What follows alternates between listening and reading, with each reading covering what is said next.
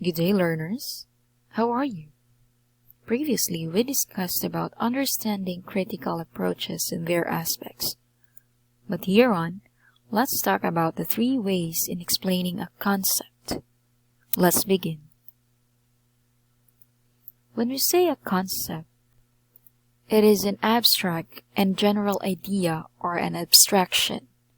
It is an understanding retained in our minds from experience, reasoning, or even our imagination. It is a generalization of a particular set of instances or occurrences. It could be specific through different recorded manifestations of the concept.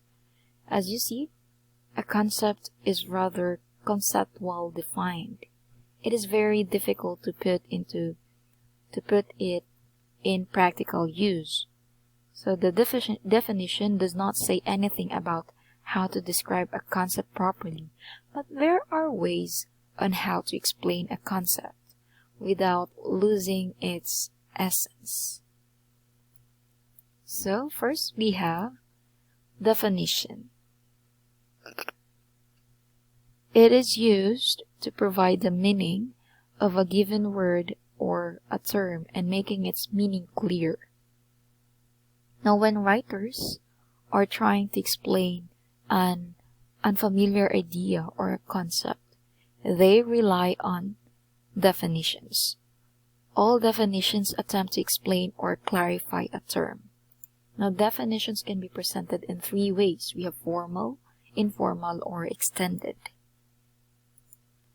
A formal definition is a one-sentence explanation that includes the term, class, and distinguishing features of characteristics. It also includes the verb of that particular term. Now, the term,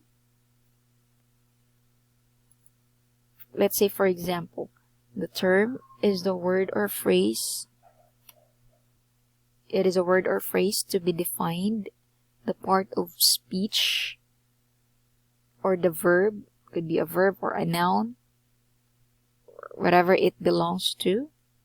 We also have the class, or refers to the term belongs to a general term category. And in this example, I did not include this one, but we go directly to the definition. So this definition, these are the distinguishing features or characteristics of the term. Now, the formal definition, it is usually common you can usually find this one in dictionary. So the dictionary is filled with formal definition, but it is not the only place where you will find them. Writers often include formal definitions when they are writing about something unfamiliar to readers. For example, in textbooks, you may find the formal definition of terms listed at the beginning or end of the chapter or in the glossary. We also have the informal definition, or it is a brief explanation of the given term. It may also include known words or examples to explain an unknown term. The definition may be synonym or antonym introduced by or in other words or like. Okay? For example, freedom, also referred to as liberty or independence. It is a state people reach when they are free to think and do whatever they please. Notice that how this example uses signal words like or, also referred to. So that's for informal definition. We also have extended definition under formal definition. Extended definition, it involves 1 or more paragraphs that try to explain a complex term. So, informal extended definition, this is a type of definition which you can apply to various patterns of paragraphs development. It could be narration, comparison and contrast, process, analogy, cause and effect to explain a given concept. Say for example, Still, this one talks about freedom. Okay? But it explains freedom in so many different ways. This is a great example of extended definition. It defined freedom in so many different ways. It uses historical reference, examples, listing parts, negations, evoking the senses.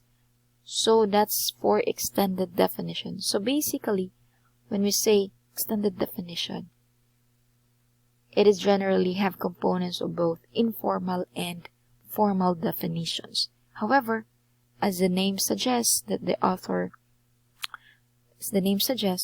uses a number of other techniques to define a word, concept, or a phrase. So let's proceed to another way of explaining a concept. It's called explication.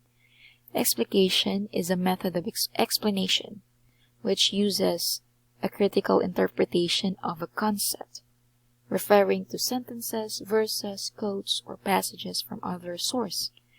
Explication gives another perspective of a concept.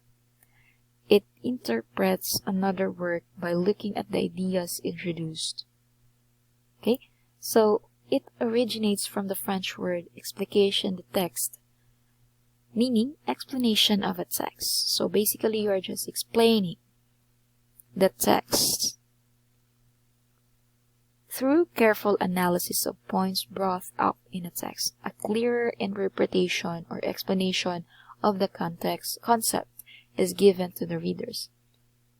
Another thing, it is neither a summary nor a rewording, nor a paraphrase, but a commentary that reveals the meanings of a literary word. It usually tells about the figures of speech, the tone, setting, connotation, point of views, themes, contrasts, and anything else that could add to the meaning of a text. For example, this one. This is a poem, The Road Not Taken by Robert Frost.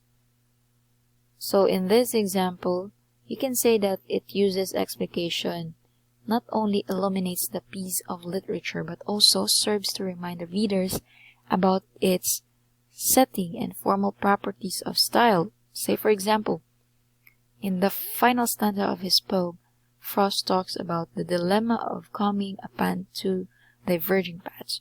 So basically, in explication, you will use the setting and the properties or the languages used within the poem.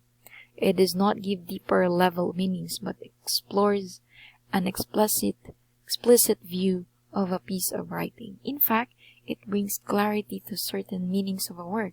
It's also very helpful for the students in evaluating a book, articles they are reading during their academic career. Okay, so that's for explication. Lastly, we have clarification. Clarification is another way of explaining a concept wherein the points are arranged from a general abstract concepts to specific concrete example. So it involves the analysis of the concept by looking at the examples. Remember, in clarification you will use examples and specifying a number of its features to reach at one working definition. So I have here what are the signal words for clarification. We use, since it's all about the examples, we use after all, as an example, for instance, and so on. Okay, so let me show you an example. Here, take this example. Notice how this example used for instance to illustrate. So basically the concept here is all about books. So to clarify that it is a book, you will use examples and you will also use the signal word for instance to introduce examples. So in clarification, remember what you hope to achieve when you make an idea or concept less confusing and easier to understand is to use examples. This often happens after a detailed or a very clear explanation. So that is for clarification. So, there you go. Those are some ways in explaining concepts. There are tons of them, but those are few of the commonly used ones. I hope you learned something from me today. This is your teacher, Teacher Jai. Thank you and see you again.